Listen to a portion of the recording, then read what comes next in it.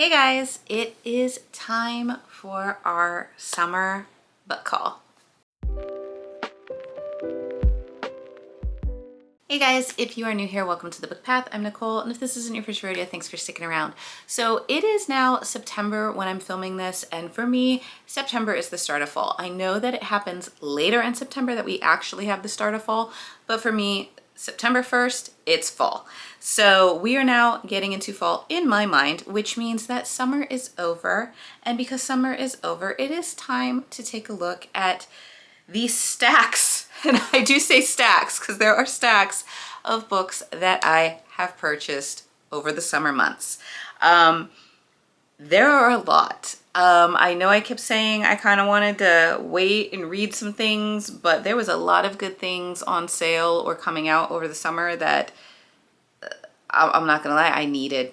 It wasn't a want, it was a need. Let's just, we're in a book mindset. It's need. But there are some very interesting things that I got, some new series to get tangled up in as if we weren't already in the midst of reading other series. But yeah, let's go ahead. We're gonna get into everything that I bought. I have them kind of set up by month. If they are a sequel to something, I'm probably not going to cover them as much in detail as I do other books, just because I don't want to do any spoilers. So if it's the first book or standalone, we'll talk about it. I'll read the back to you. We'll see if you're interested as well. Otherwise, if it's sequels, I'm probably just going to tell you the series, give you a few little tidbits of it, and then move on because one, it's going to be a long video for that. So get yourself something to drink while you watch. And two, I don't want to give as many spoilers away in books. So for you or for me, because I haven't read some of these yet, or a lot of these yet. So let's go ahead and let's get started. So first up, we have June, our first summer month. So we're going to be talking about everything I got in June. First up is A Bargain So Bloody by Vasilla Drake. I actually got an ARC of this, and then she was running a special for the ARC team to get the book at a discount, so I went ahead and I got the physical one. And I think I ended up giving this one 3 stars. It was what it was. It started off with a very interesting premise to it, and then it just seemed to slow down after that, and I wasn't a huge fan of the female main character, so I don't know if I'm going to continue this one or not, but I do have it, and I did read it, and like I said, I think it was 3 stars for me. So vampires, witches, at odds, possible mistakes, lots of mysteries yet to have kind of been answered. So that is kind of it. Like I said, it started off really interesting, and then there were a few things that didn't make sense to me, but I think I covered this already in June or July's wrap-up video, so if you want more information, check it out there. But yeah, like I said, I don't know if I'm going to continue with this one, but it was interesting. Like I said, 3 stars. Next up, I got Kiss of the Basilisk. This was on sale on Amazon, was running like one of their discount days. So this one looked good. It had some really great sprayed edges to it. I found it intriguing. It says, like, you have the little saying in here, my compass points to you. I could not change direction even if I wanted to. And I was like, And when I read it, it basically says, 20-year-old Temperance Varys has never been kissed, but that's what the basilisk is for. Along with 13 other contestants, Tem must train with a basilisk to learn the power of seduction and win the prince's hand in marriage. When Tem is matched with Caspin, the Serpent King, she realizes she might actually stand a chance. But with tensions rising between the basilisk and the humans, Tem is suddenly torn in 2 directions. As her bond with Caspin deepens, so does her connection with the prince. When she uncovers a terrible secret about the royal family, Tem finds herself caught between 2 worlds, neither of which she can survive without. So a love triangle, at least in here, and definitely an interesting play on the innocence of a girl. Normally, I'm not one for the virgin trope, but this was just kind of a very interesting way of getting into that with a romance quality, so we'll see how it goes. Next up is A Curse Carved in Bone. This is obviously the sequel to A Fate Inked in Blood, so I'm not going to go much into this, but you have Norse mythology, kind of Viking world, warring factions, and kind of enemies to lovers romance going on with it, but I really loved it. And the male love interest in this, Bjorn, yes. So enough said, but I am really excited to get back to this one and go more into this world. Next up is another sequel, and that is The Robin and the Oak Throne. Yes, Throne. And this one is the sequel to The Wren in the Holly Library, which I have not read yet. I have heard such good things about it that I have it, and I want to read it, and I want to read the sequel. And of course, this one is another sprayed edges with the inside. I love inside here. These end papers are gorgeous. And then let me take off the dust jacket, because underneath you have this cover. I'm like, this is gorgeous. This is a gorgeous book for me. I love it. I really, really love it.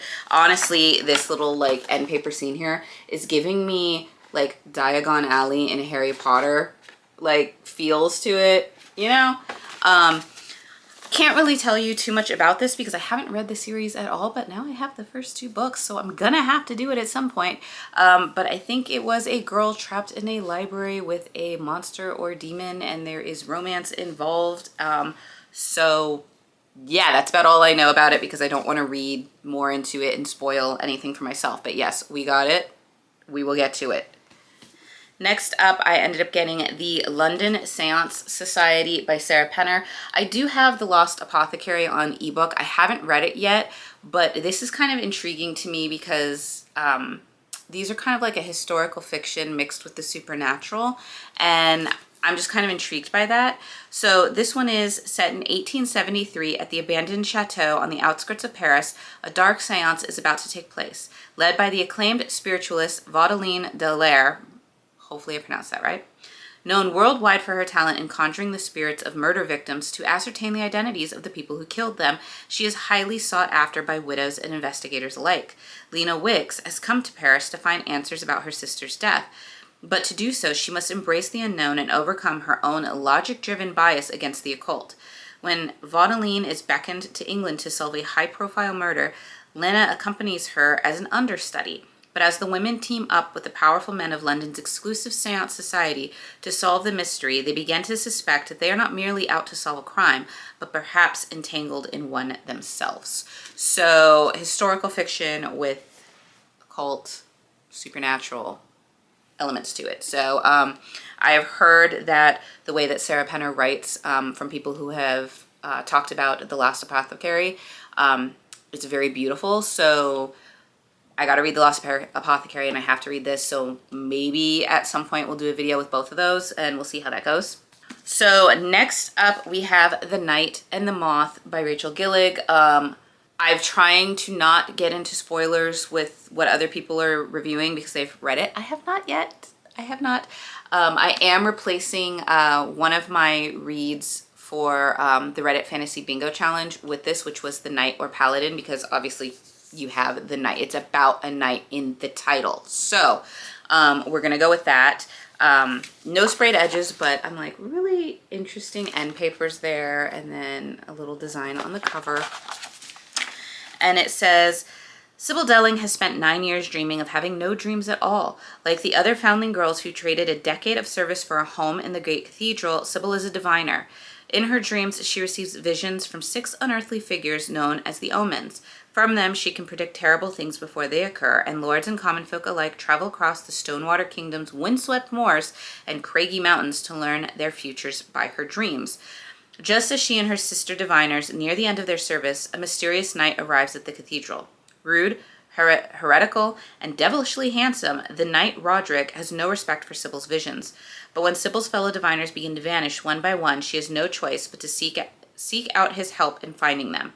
For the world outside the cathedral's cloister is wrought with peril. Only the gods have answers she is seeking, and as much as she'd rather avoid Roderick's dark eyes and sharp tongue, only a heretic can defeat a god. So you have what seems to be like an oracle of some point, and then the knight that is reluctantly going to protect her on this adventure. So sounds really intriguing. I do love that kind of dynamic. And we'll see how it goes. Like I do say here or see that apparently this author is the queen of Gothic romanticy. Not huge into gothicness, but so we will see how it goes there. But I have heard so far good things about it without getting spoilers on what's really going on in the book. So we will discover for ourselves. So next up, we did a order from Book Outlet. This is no way, like I'm not sponsored by them or anything, but if they want to, I mean, I'm here. You guys can look at my orders. You guys know I order. But I did do an order from Book Outlet and got a couple of great books on discount there. Highly recommend. They don't have all the newest and latest books, but they have a pretty good selection of what I would consider new releases at really great prices. So definitely something worth checking out if you're trying to save money on books that you're trying to buy. So I went back to, you guys know I've read quite a few hockey romances as of late. It is sports romances I do like. And so we got Pucking Wild and Pucking Around, and obviously I'm just having fun with the titles. Let's just, I love the people that title books this way because it's just fun. It's just fun. It's cheesy and it's fun. So I'm assuming this one says book 2. So this one is book 1, it says book 1. Thank you. Thank you for putting that on there. It makes it so much easier. So we're not going to read anything about this one, but yes, it is book 2 in this series. But book 1 is, my name is Rachel Price, and 2 months ago I walked away from the perfect man, sweet, funny, and so sexy he should be illegal. We shared one magical night, no names, no strings, I never thought I'd see him again, and I was wrong. As it turns out, Mr. Perfect is the Playboy grinder for the Jacksonville Rays, the NHL's hottest new hockey team, and thanks to the 10-month fellowship I just landed, I'm his new physical therapist. Imagine my anticipation as those familiar muscled legs walk toward me, the way my pulse raises as he reaches out to shake my hand. The jerk doesn't even recognize me. This is going to be the longest 10 months of my life because now Mr. Perfect Mistake is determined to use his every seductive trick to win me back. Meanwhile, I have to contend with his best friend, the surly team equipment manager, and the exasperatingly stubborn, superstitious goalie who's convinced I'm his good luck charm. This is my chance to prove myself, and I'm not risking it for anything. But between one unexpected night and one secret revealed, these men are ready to test all my limits. Still, I can't fall for a player, let alone 3, or can I? So enough said. Sports romance, possible reverse harem, hockey team. It's gonna be fun. I'm not gonna read this one because I don't want any spoilers for if this is a reverse harem or just like a love triangle, square, whatever shape it is. But yeah, so we got these 2. I think there's more, but we got the first 2, and we're gonna see how we feel about that. And continuing with the hockey trend, we picked up Pucked by Helena Hunting. Once again, the name. Gotta love it. Gotta love it. So basically it says, I have zero interest in legendary hockey player Alex Waters or his pretty beat-up face and six-pack abs. Having a famous pro athlete for a stepbrother means I'm aware that a lot of these guys are notorious F-boys. The only hockey games I attend are under duress. That is until Alex starts talking books to me. Then he becomes more than just a hot body with a face to match. And soon I discover just how good Alex is with the hockey stick in his pants. Wasn't expecting that sentence. Anyway, but I consider our night of orgasmic magic just that, one night, except Alex starts to call and text and email and send extravagant and quirky gifts. Suddenly he's too difficult to ignore and nearly impossible not to like. The problem, Alex is a total player, and me, I don't want to be part of the game. So this is gonna be interesting. So you have the forbidden romance of the stepbrother, stepsister trope, as well as the pro athlete, it looks like, with a pro athlete playboy mixed with a bookish girl. So it will be interesting. Maybe we will have to do just a hockey sports romance video and just read all of these hockey romances. And I think these are the only, I don't know, there might be more hockey romances. We'll see. We'll find out together because like I said, there's piles, but yes. So we got that one. So next up, this one just sounded kind of fun. And that is How to Help a Hungry Werewolf. And it just has a fun, I mean, you got the little raccoon there, it's cute. And it says, when Cassandra Camberwell returns to her home of Hollow Brook, the last person she expects to see is her former best friend, Seth Brubaker, on her doorstep. After some heated exchanges, she unearths the real reason this annoyingly gorgeous beast of a man keeps hanging around. He's an actual werewolf who's certain that she is the witch who can help him. That he wants to make amends, so he offers a proposal. He'll teach her all about her newly discovered magic, and she will brew the potions he requires. No feelings, no funny business, just two people striking a deal. Until they get hit with a do-or-die mating bond. Now the heat is starting to rise, through fairy fights and encounters with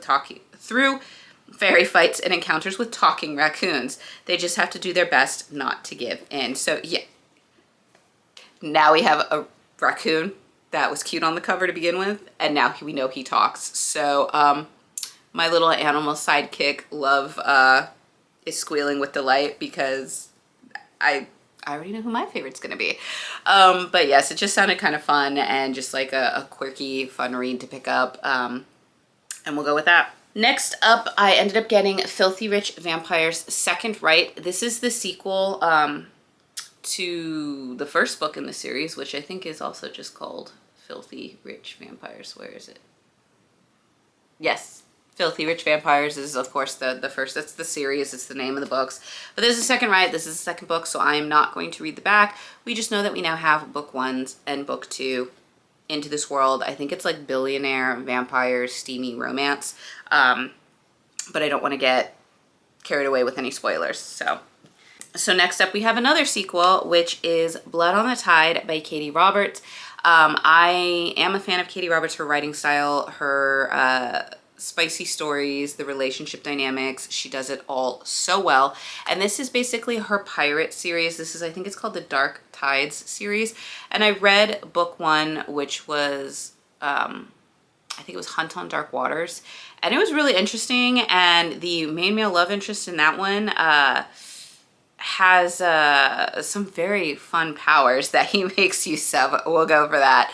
But you do have a very interesting pirate world where pirates rule and roam the seas. And if you do not join one of the crews, when you are found by them, it's like you join or die. So that was kind of what was going on in the first book. We met the character that is going to be in this one in the first book. I don't want to give any away because there would be a spoiler involved because I did read the first book in this series. But this is going to be one of the characters made her appearance in the first book. This is going to be her love story, and I believe this is a sapphic pirate romance. So it's going to be very interesting, and we will see how we get on. Next up, I have book 1, which is over here, which is The Coven. So we ended up getting book 2, which is The Cursed by Harper Woods. This one is the one with the sprayed edges to go with the first one, with some end papers. I don't know if there's nothing on the cover. I don't know much about it. I know these are very short reads. I don't want any spoilers, but I'm assuming it is a coven of witches and magic and darker possible romances mixed in with it. So we're gonna go with that. We own, I think it's a duology, so we now have it. So we can now read it and go from there. And yes, no, June is still not done. We're still going through June. So next up, we have Onyx and Ivory by Mindy Arnett. I was really intrigued by the cover because it was just like, I have questions. And it just sounded good. It says, they call her Traitor Kate. It's the title Brighton inherited from her father after he tried to assassinate the High King of Rhyme. Cast out of the nobility, she now works for the Royal Courier Service, one of the most skilled, ride for the relay, and only the fastest survive. For when night falls, the night drakes, deadly flightless dragons, come out to hunt. Fortunately, Kate has a secret edge. She is a wilder, born with forbidden magic that allows her to influence the minds of animals. And it is this magic that leads her to the caravan massacred by the drakes in broad daylight. The only survivor, Corwin Tormain, the son of the king. Her first love, the boy she swore to forget after he condemned her father to die. With their paths once more entangled, Kate and Corwin must put the past behind them to face the new threat of drakes who attack in the daylight and the darker menace behind them. So, enemies to lovers, intriguing world, possible competition that she's trying to do with the relay to get her spot, and maybe even a little bit of a murder mystery with, like, did her father do it or not? So it's gonna be interesting. Sounded intriguing cover. got that one. Next up is book 1 of the Shadowborn duet, which is The Songbird and the Heart of Stone, which is a Crowns of Nyaxia novel. We have read Nyaxia, the Crowns of Nyaxia books before by Carissa Broadbent, which was The Serpent and the... I am so losing my mind right now with titles because I've been reading so many titles. And I think it was The Serpent and the Wings of Night was the first book, and then you had like 6 or 7 Scorched Roses, and then the follow-up, and we read all of those, and I really liked those stories. So now we have book 1 in the Shadowborn duet, which is by her. No sprayed edges. There is an interesting cover to it. Let me get this off. But you have this underneath, which honestly I love. It kind of looks like one of those like private diaries. On the back it says, "This is the tale of how a chosen one falls." So very intrigued. Like I said, I might just sit this on my shelves like that. That's really pretty. Okay, so I was going to read what this was about, and then I read what it was about, and now I kind of can't because it has a few spoilers for the, I want to call it a prequel series, which is going to be the Serpent and the Wings of Night series. Because this story involves Misha, and you meet Misha in those books, and you learn her story and what her goal is in those books. And so this is kind of that story coming true, I guess. This is her story. So I don't want to give any spoilers, but you have read Serpent and the Wings of Night, and you know who Misha is. This is going to be her story. So sorry, not going to read it, not going to give spoilers. Even though it's its own little series, it is a spin-off or sequel series to that one, so we're not going to go into it.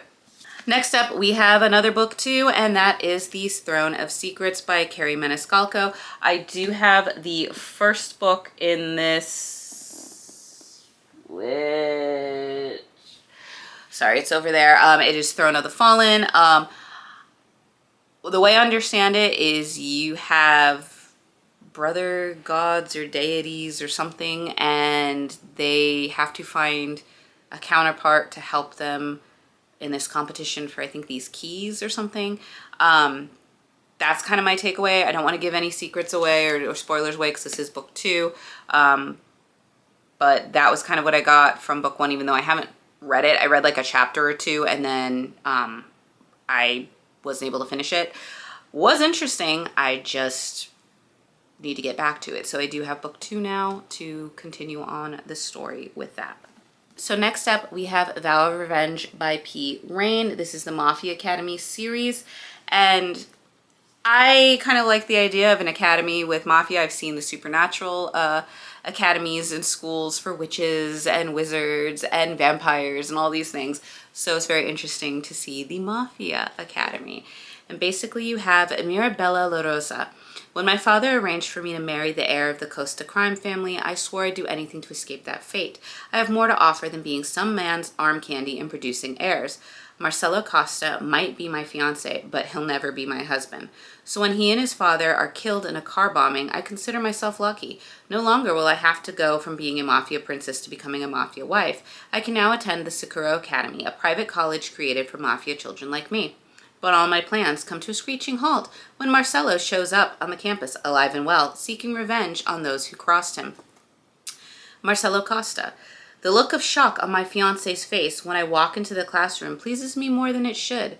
Mirabella made it clear she didn't want to marry me, but at that moment, I have a bigger issue on my hands, revenge on whoever killed my father.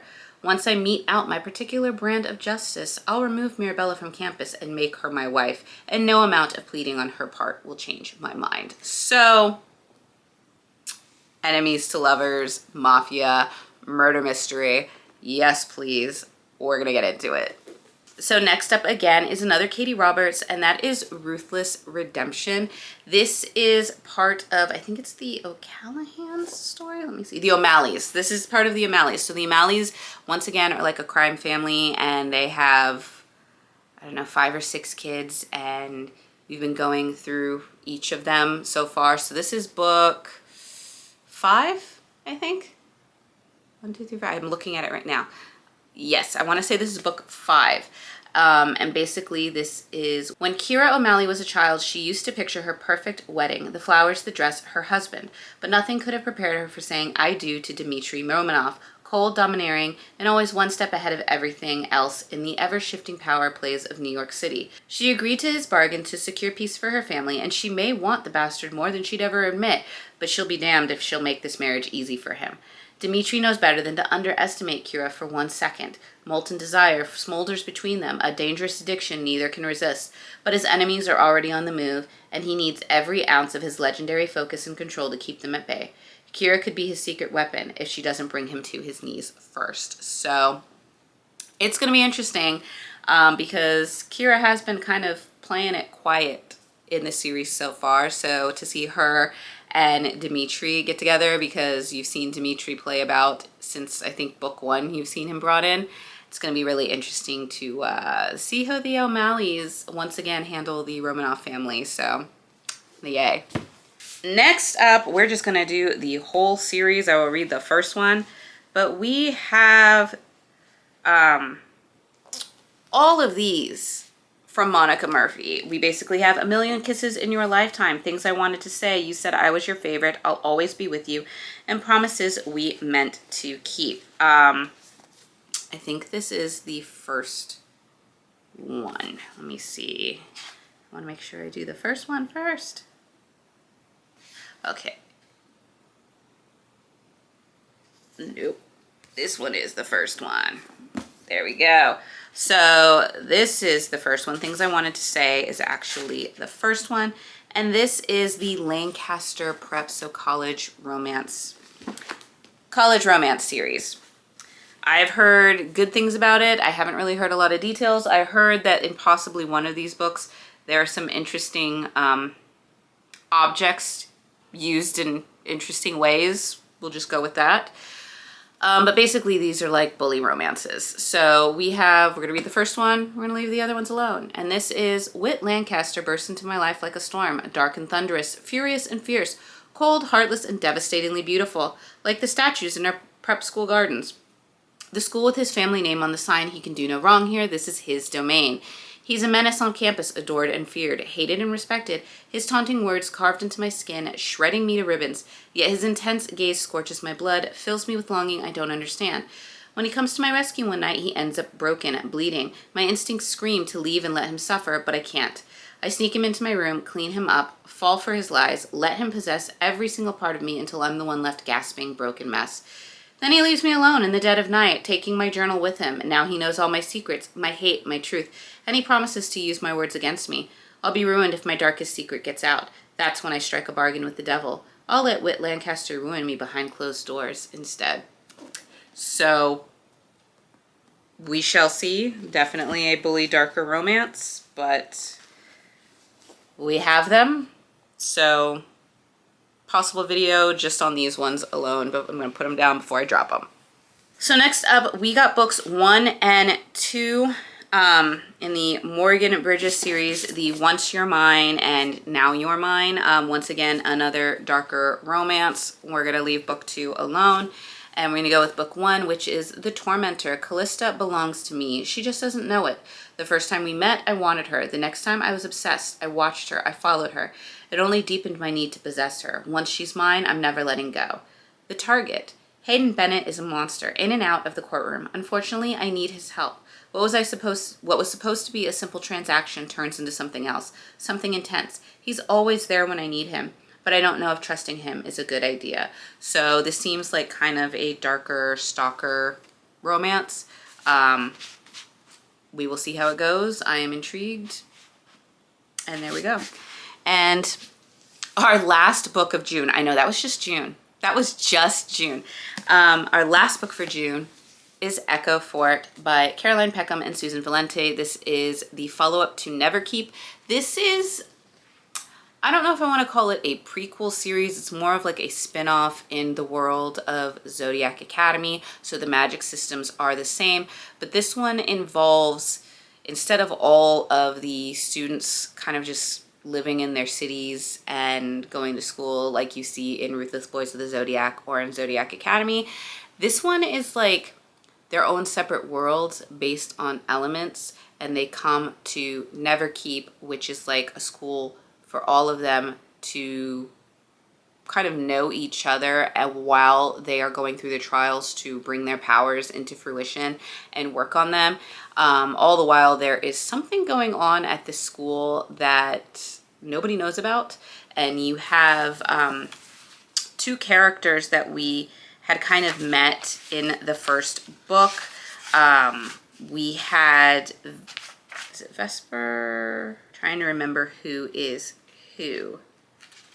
Okay, so we have Vesper, who, if memory serves, she is part of the Fire Clan, and she is a succubus, I believe. She has succubus abilities, and her kind of story of how she's kind of used in the Fire military and by the prince there, and the kind of freedom she's trying to seek out for herself. And then you have Everest, who is from the Water Kingdom, her ice abilities, and she's just kind of been always seen as the outcast, the weak one, and her powers coming into her own while she has crossed lines with some of the other kingdoms as well. Now that I think about it, I don't know if Vesper is the Fire Kingdom or the Air Kingdom. It's been a bit since I read this, so we'll be going back into that world. One thing that I like is that I did a quick glance at the chapters, because this was...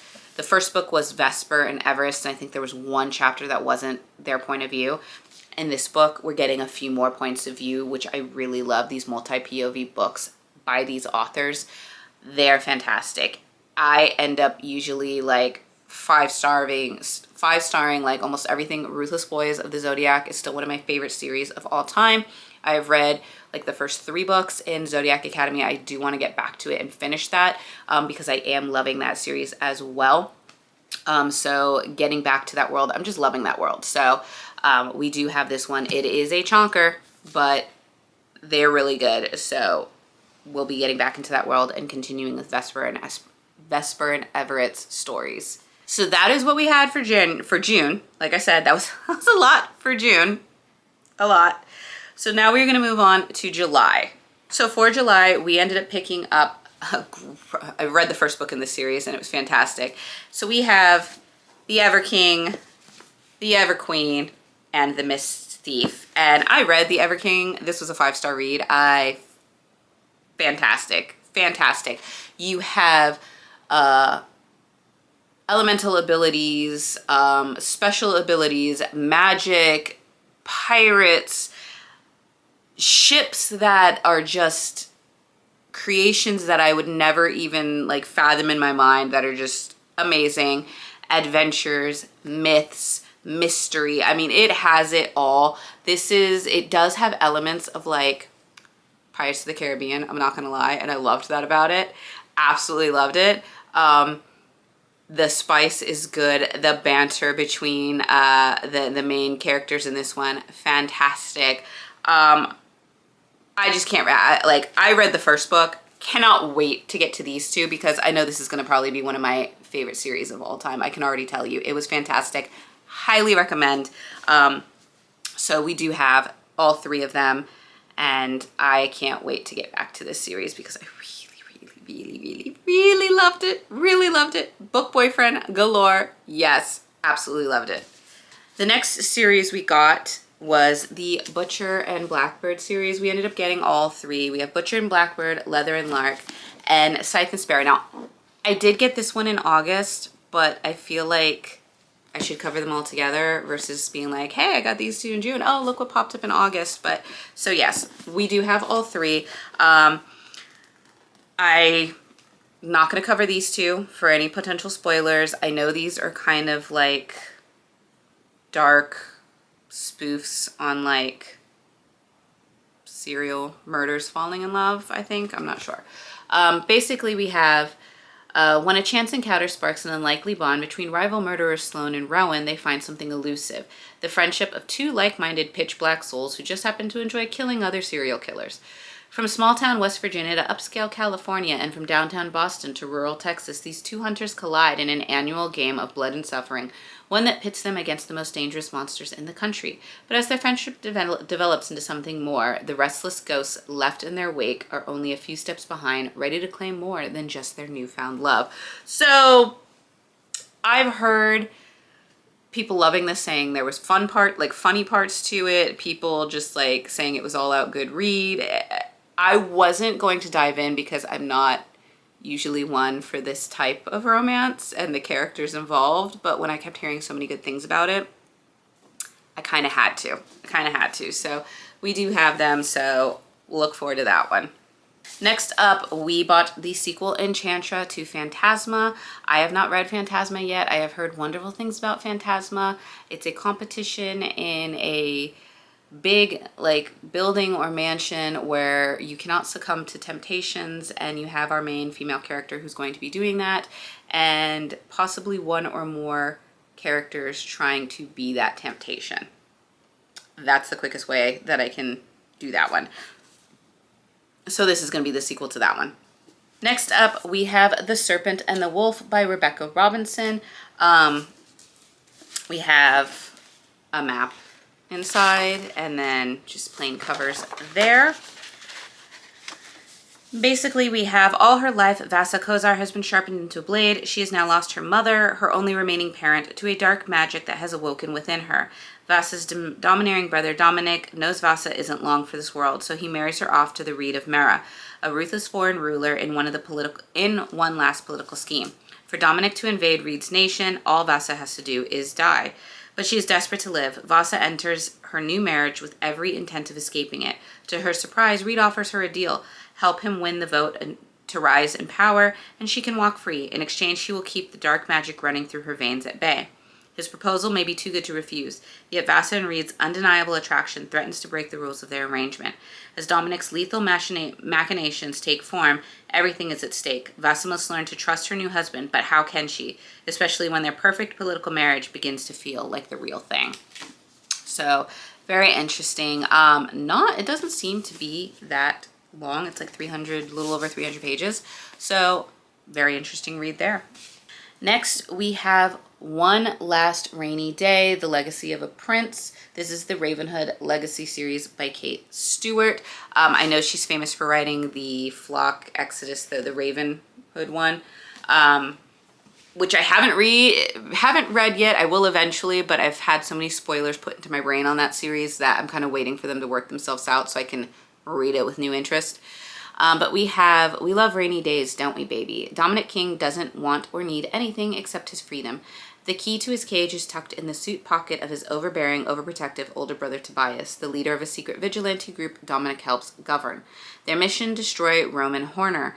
And what better way to start than with their target's daughter? The problem is, the moment Cecilia Horner arrives in Triple Falls, plans and motivations change. For Dominic, she's a potent reminder that there's still good in the world. With Tobias away for the summer, things start to heat up quickly until she's not just a want, she's a need. With the Ravenhood's fate on Dom's shoulders, Cecilia becomes his only solace and the light for his tortured soul.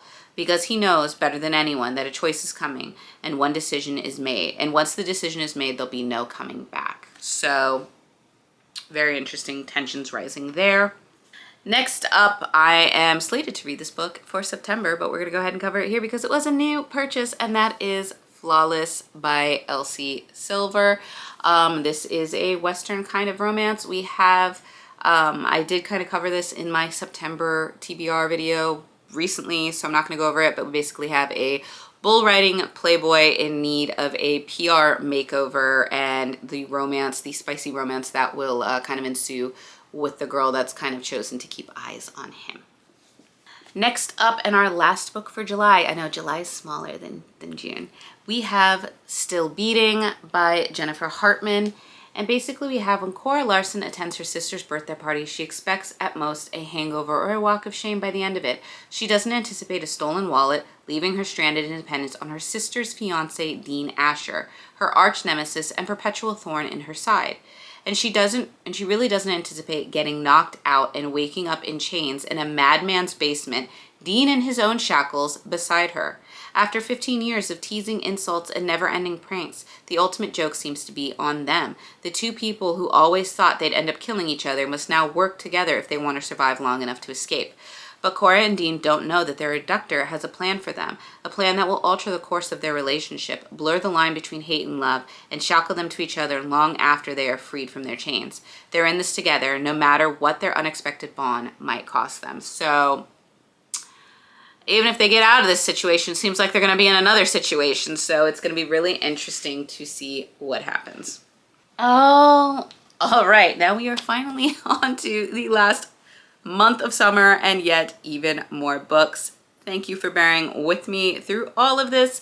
Hopefully you're staying hydrated as we get into our last month. First up, we have Never the Roses. I just thought this was pretty, and I mean, the sprayed edges on this were just beautiful.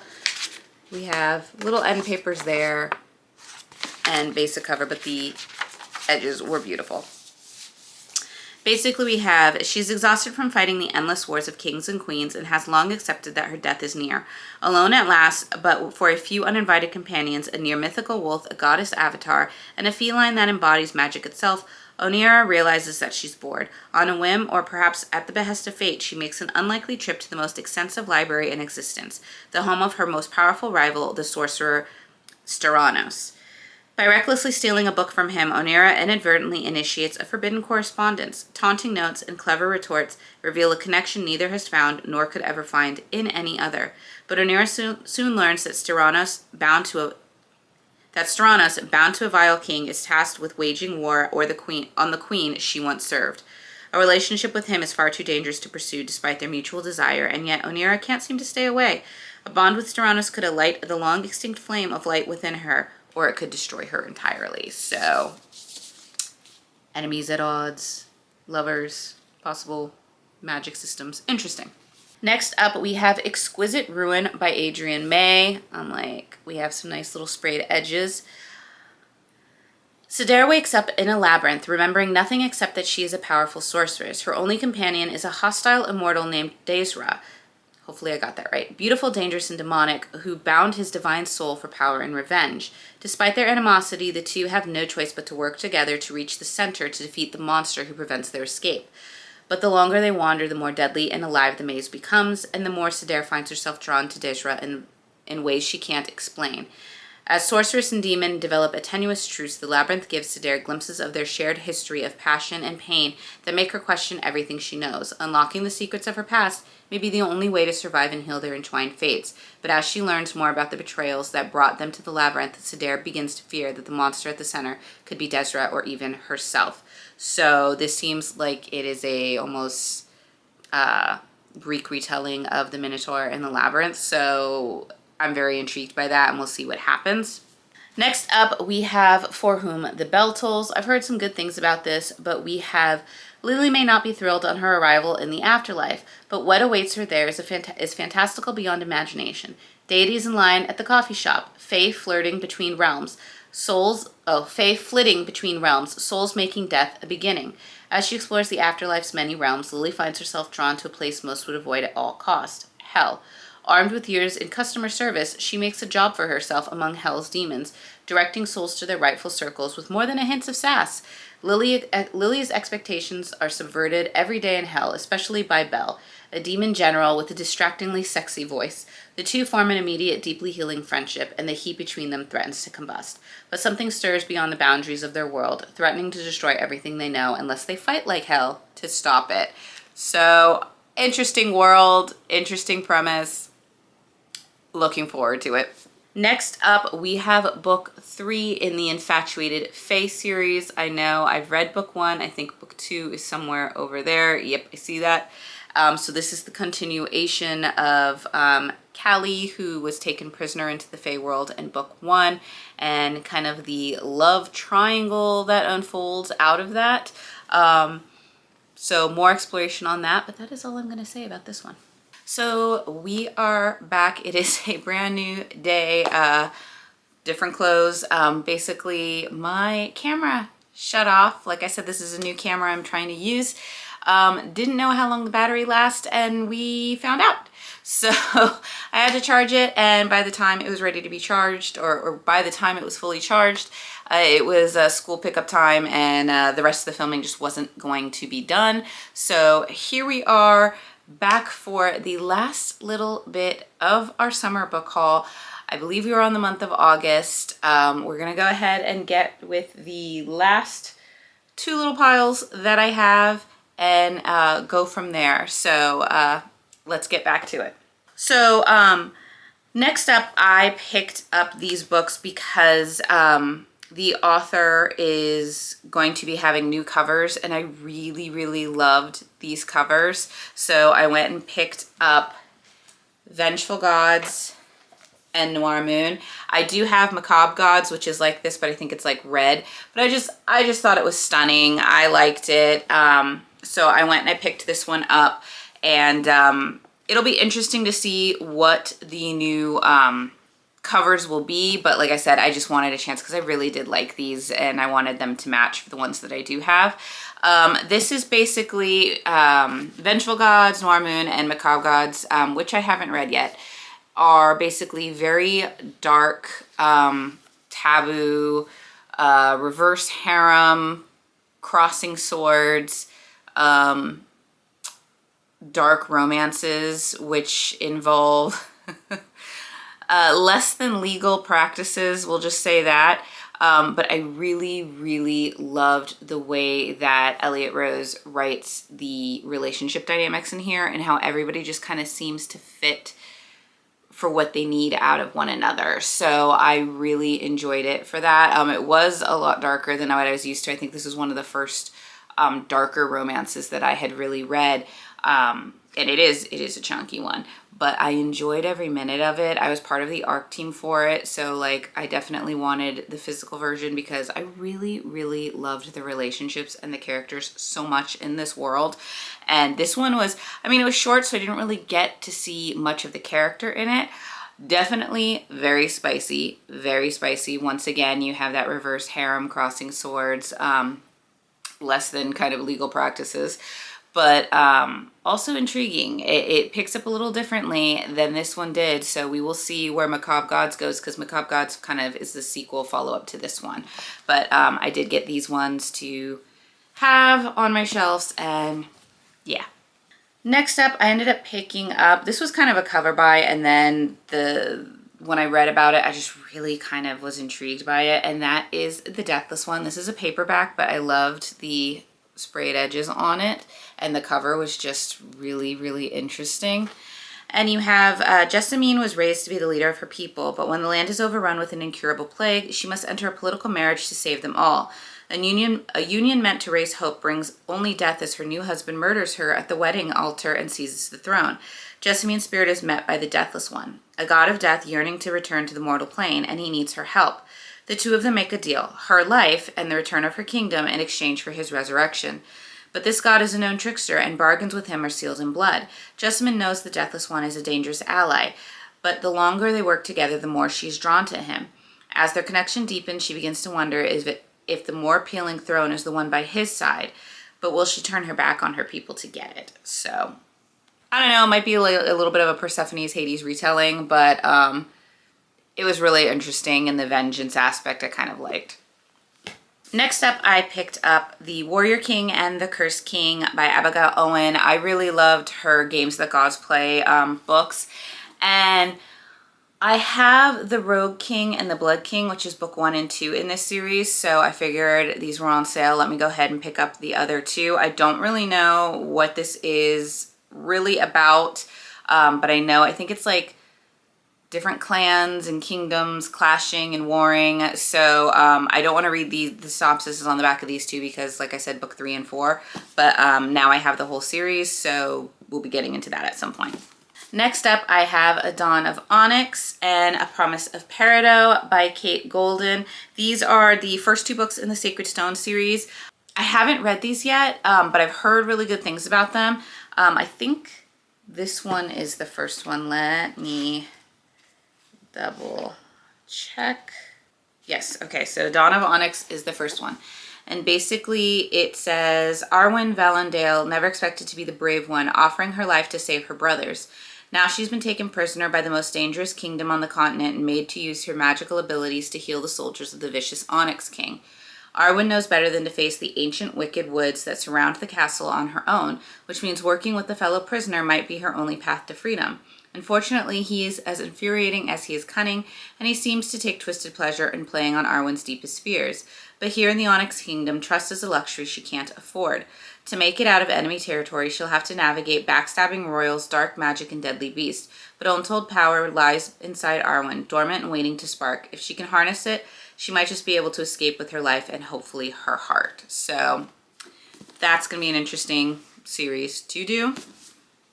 Next up was an interesting one because at first I was like, but then when I read it, it just kind of sparked some nostalgia in me. So that is Behooved by M. Stevenson. And I should clarify, I haven't read it yet. I'm talking about when I read the back, the blurb about it that made it nostalgic. So basically you have Bianca knows her duty comes before her heart. So when the threat of war looms, she agrees to marry the neighboring kingdom's heir. But not all royal weddings are a fairy tale, and Prince Arik, Bianca's betrothed, is cold, aloof, and seems to hate her on sight. To make matters worse, on their wedding night, an assassination attempt goes awry, leaving Arik magically transformed into a horse. Bianca does what any bride in this situation would do. She mounts her new husband and rides away to safety. Sunset returns Arik to human form, but soon they discover the assassination attempt is part of a larger plot against the throne. Worse, Bianca has been framed for Arik's murder, and now she's saddled with the husband who is a horse by day and frustratingly attractive man by night. As an unexpected romance begins, galloping away with their hearts, Bianca and Arik must rely on each other to unravel the curse and save the throne. So, if you're an 80s baby or you're an 80s film buff, this might sound a lot like the old movie Lady Hawk, which had, I think it was Rutger Hauer, Michelle Pfeiffer, and Matthew Broderick, who was like the comic relief, his hysterical part of the movie. And in that, you had a curse where I think Rutger Hauer was a man during the day, and then I think he was a wolf at night. It's been a long time since I've watched it. And Michelle Pfeiffer was a hawk by day and a woman by night, and they were cursed lovers, so they could never be humans together. And Matthew Broderick is kind of like the weird little sidekick that is trying to solve and break the curse to help them. Great movie. Watch it if you haven't. Michelle Pfeiffer is obviously stunning then as she is now, but great movie. Loved it. Matthew Broderick, hysterical, because this is when he's like younger, shortly after his like Ferris Bueller days and everything. But this just gave me those vibes with the whole transforming from horse to man during the day and the night, and now I'm kind of like, based on that, I have to read it and see where it goes and see if there's any more influences, or if she was, or if the author was influenced by that movie. We shall see, but it sounded good and we're gonna go with it. Next up, we have The Monster and the Last Blood Match by K.A. Lind. This one also has its paperback, but it has the sprayed edges. And for Raina Carpenter, giving up her body isn't a choice, it's survival.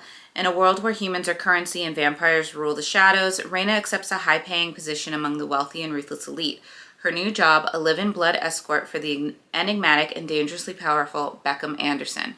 She expects cruelty, she expects hunger, she expects to become his next meal.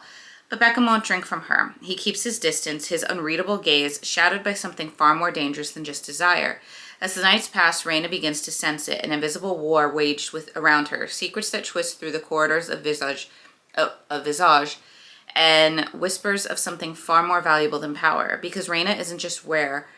My tongue's tied. Because Raina isn't just rare, she's the key to something bigger than she ever imagined. And the reason Beckham refuses to taste her blood, it might not just change them, it might destroy everything. So, interesting, intriguing, pretty cover, pretty edges.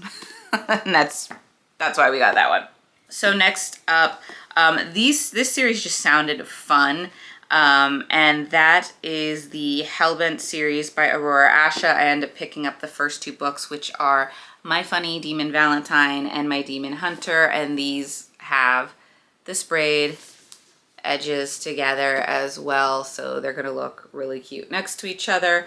I think there is a novella, but My Funny Demon Valentine is the first one, so we'll go with that one because I don't know if they're standalone romances in its own series or if they go together. So It says, Asmodeus, Prince of Hell, just wants to make music, jazz specifically. Unfortunately, he's a demon and he's supposed to be evil.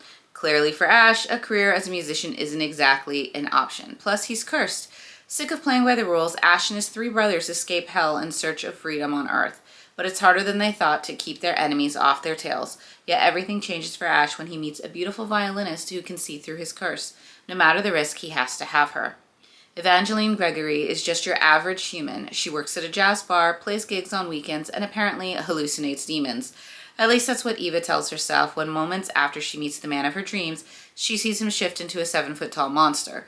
Not believing her own eyes, Eva decides to investigate and soon finds herself in the middle of a supernatural cluster. Cluster cluck. We'll just go with that.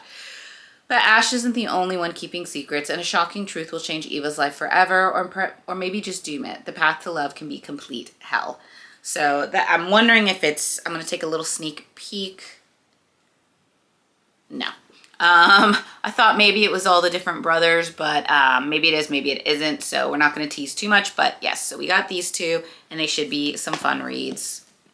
Next up, I ended up getting book 1 in Psycho Shifters by Jasmine Moss.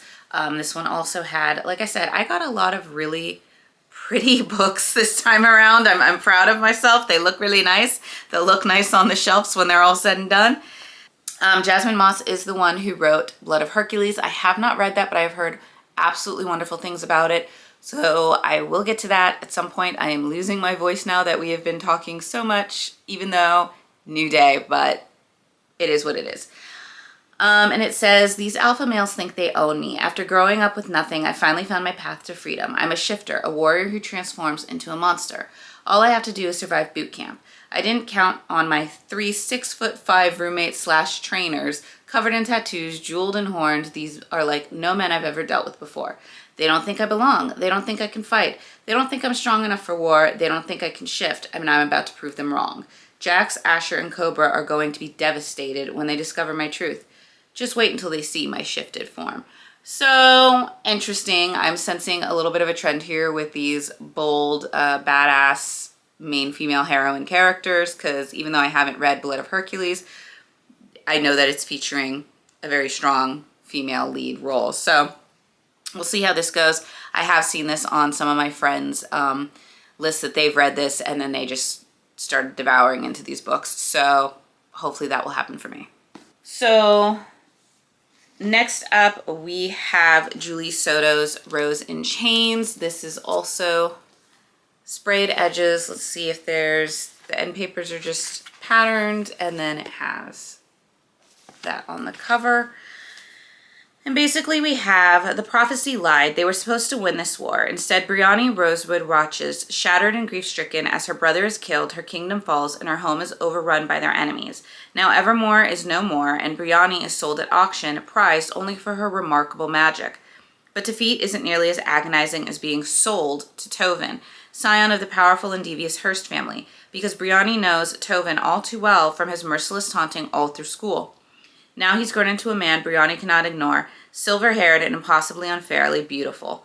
And while Tovin is most definitely her enemy, he's something else too, something unexpected. But in the world where magic can instantly crush a human heart and even thoughts can be stolen, there's no such thing as love, not for Brianni. A secret rebellion is brewing, and she needs to find a way to escape her cage to join it.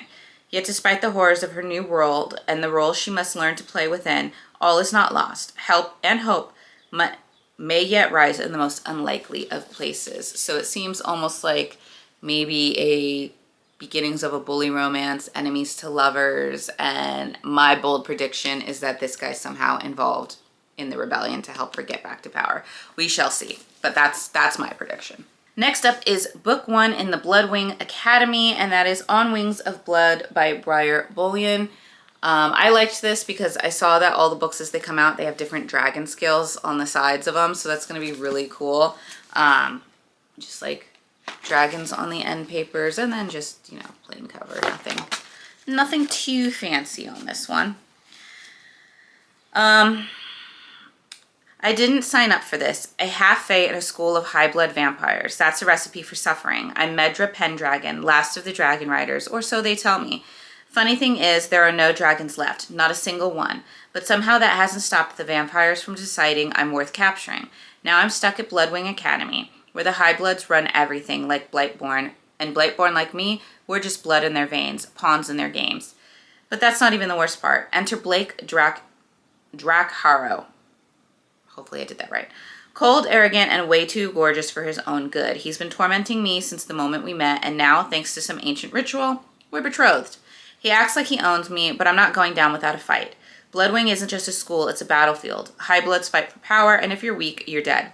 Between deadly competitions, lies that could get me executed, and a dragon-shaped secret looming over my head, all I have to do is survive. Easy, right? Except I'm starting to think the real danger isn't the academy, it's what I'm becoming in this twisted game of power. And Blake, he might just be the one who pushes me over the edge. They think they can control me, they think they can use me, but they have no idea what they've awakened.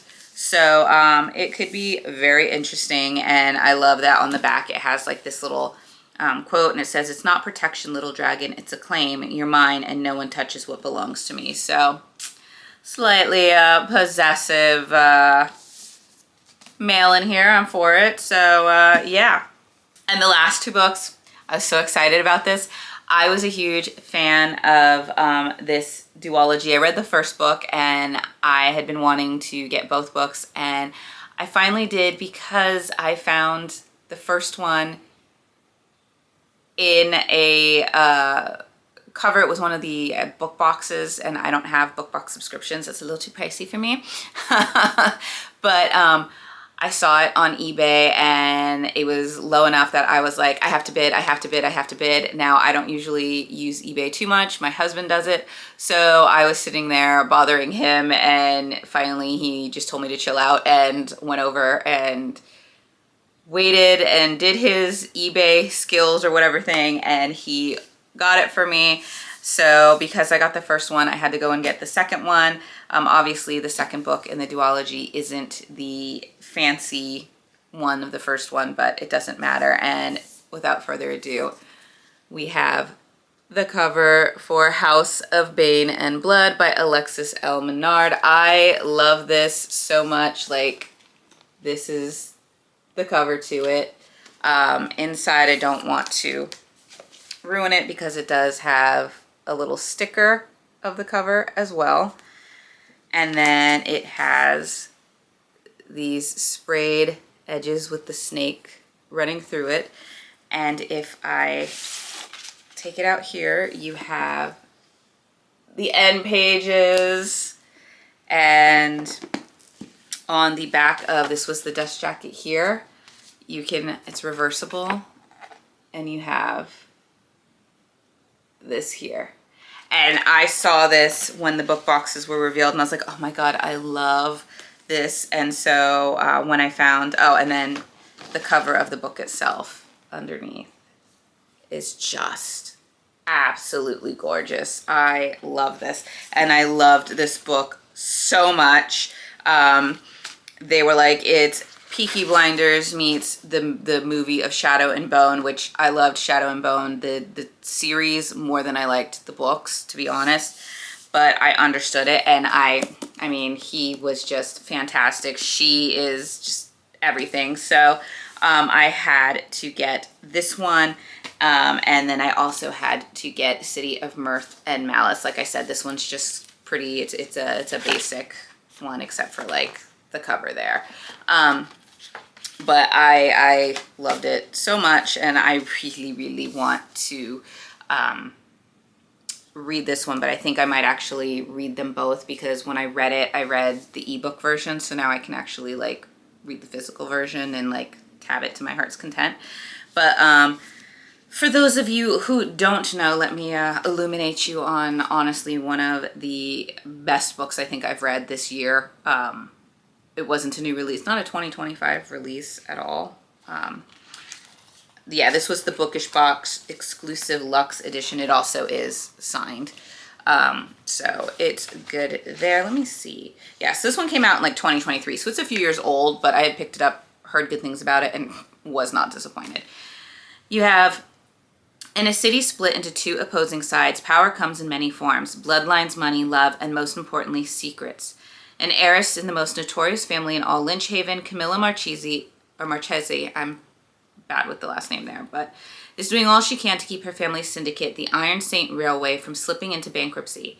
When the gorgeous and depraved Nikolai Atano, the leader of the rival family, offers to pay off the inspector in exchange for her hand, she has no choice but to give up not only her throne, but her name.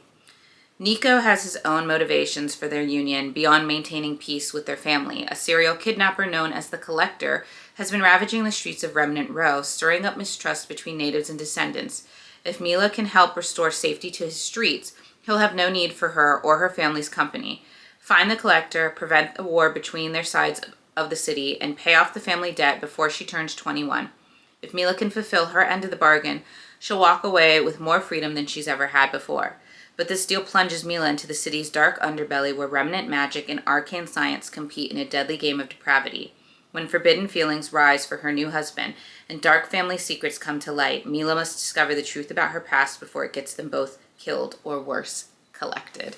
So like I said, I really loved it. I thought it was great. And I think one of my favorite scenes is Mila in the cage battle. Little spoiler on that one. I'm not telling you how it happens or why it happens, but just that part alone was, I really liked that. And then when it leaves off on a cliffhanger, which is why I want to get to this one. But yes, so now we have it, and this is the cover that I just saw out of all the covers. Absolutely loved it. So we now have the both of them, and this will be going on my shelf in all its beautiful glory. I'm so happy.